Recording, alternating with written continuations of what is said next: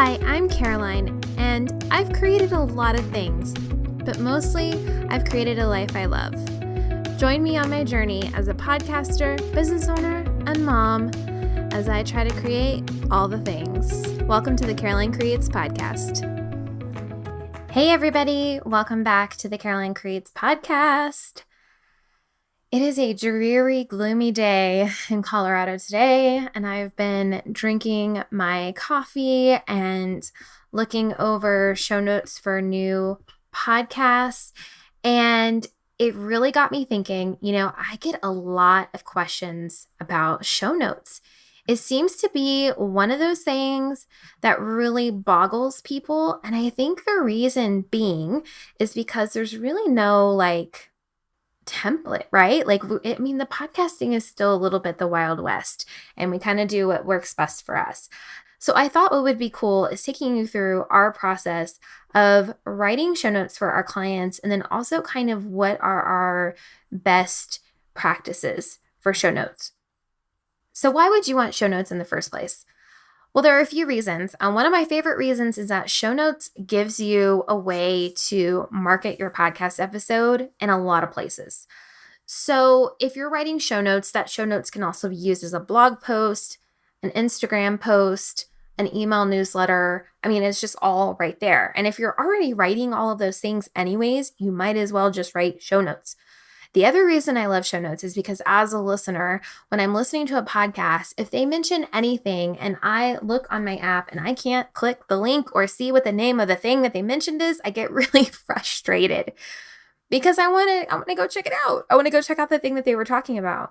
And so I love show notes for these purposes. I also love show notes because, there are times when I'll be scrolling episodes and I'll wonder if I want to listen to this episode or what is this episode about? And I can just click and read the show notes, which is amazing and awesome. And maybe I'm just a podcast geek because I do read show notes a lot. But I still think they're very, very useful. So we write show notes for our clients. I have a lovely show notes writer. Her name is Erin. And the way that we do this is once the episode is edited, I give the episode to her and we kind of create a template based on what our clients want for their show notes, but also, what we think would work best for their show notes after hearing them. Some show notes need like a little intro paragraph, quotes, if there's memorable quotes, kind of bullet points or timestamps of what's going on in the episodes, and links. Those tend to be kind of the most common things we see.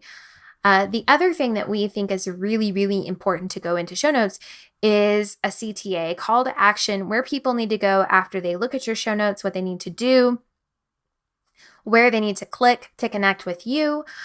We also make sure that the podcast episode points to the blog post on the website. Instead of going to a media file or something like that, we actually send it to the blog post on the website that has the show notes in it as well. So there's kind of a couple ways we capture people there.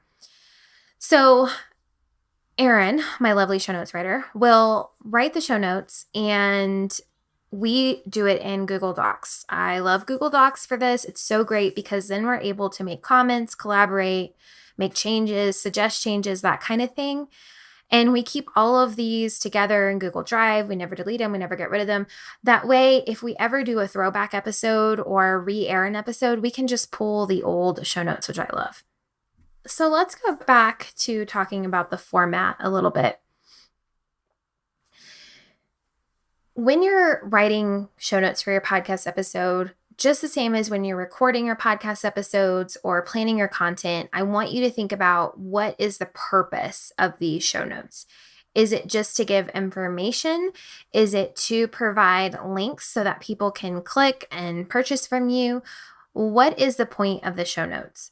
If you are going to do double duty with your show notes as a blog post, which I highly, highly, highly recommend, then maybe you want them to be a little meatier and have more information. That way you can create a really great blog post with those show notes. The point is that you don't just want to be creating show notes willy-nilly. You want them to have a point and a purpose.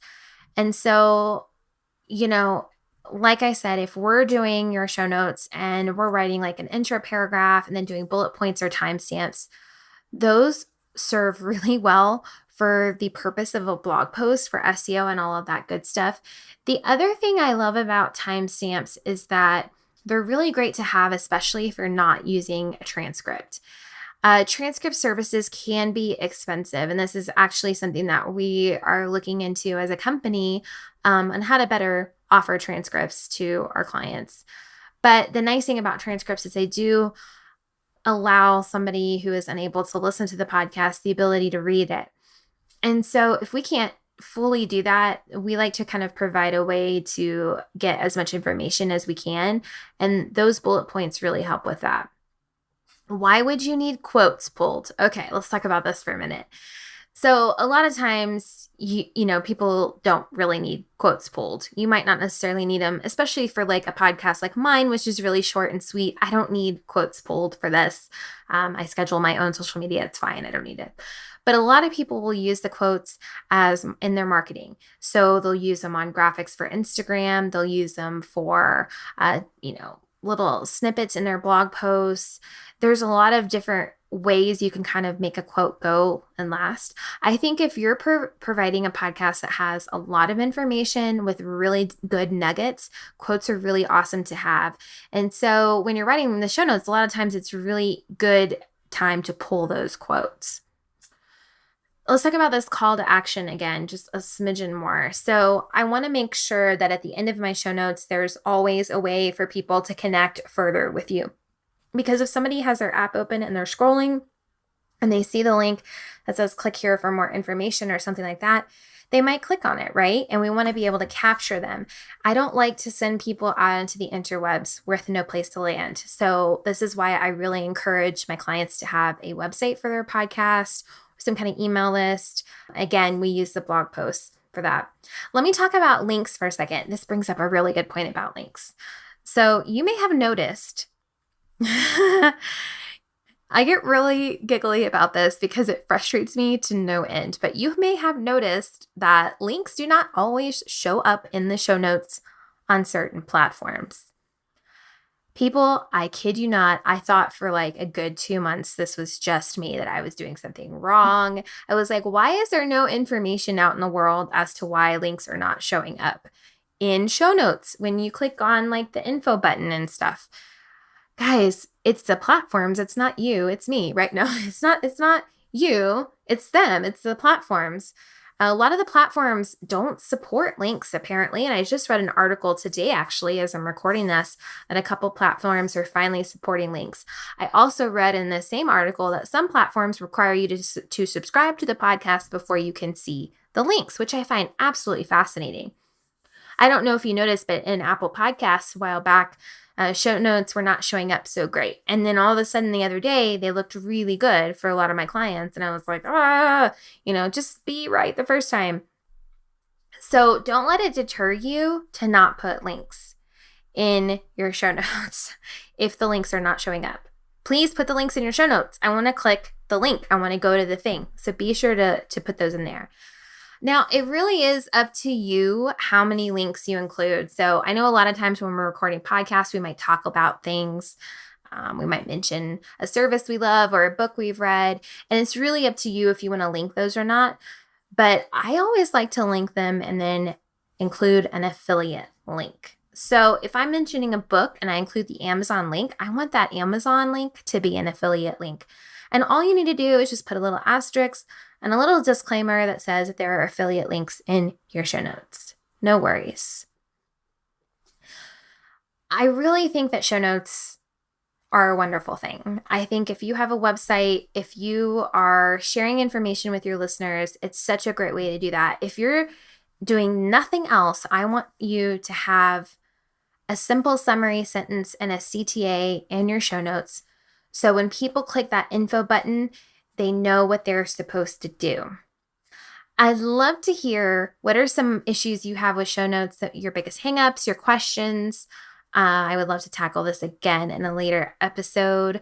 You can hit me up on Instagram, Caroline Creates, or my website, carolinecreates.com. And yeah, that's really all I have to say about show notes today. Not too much, but I hope that it really, really helped. We only have 2 more episodes left of this season of the podcast, and I'm really excited to talk about all the big changes that are coming to Caroline Creates this year. But you have to wait till episode 212 to hear it. I'm such a tease. So anyways, I hope you have a great week, and I will be back next week with a new episode. Thank you so much.